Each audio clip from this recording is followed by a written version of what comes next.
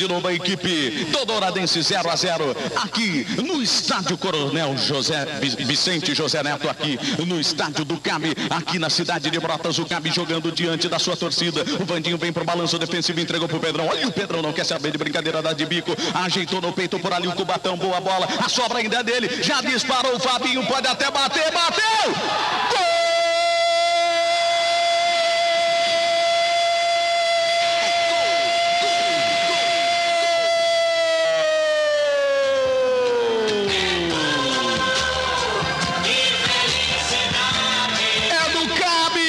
Camisa número 9, Cubatão.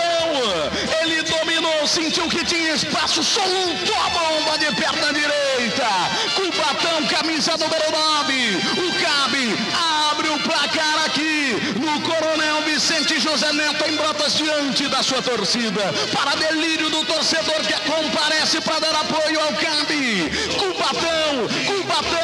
Cubatão, camisa número 9 é o nome dele. O detalhe do gol, Jefferson Ricardo. Uma roubada de bola, foi fazer o lançamento, sobrou no pé do Cubatão. Ele percebeu inteligentemente que o Fabinho estava impedido, arriscou de fora da área, pegou um chute, um chutaço. O goleirão Moringa foi até pra bola, mas não conseguiu chegar nela. O CAB, bonito na frente, 1-0. E o detalhe, o banco do Dourado já gritou: vamos fechar, se não toma goleada.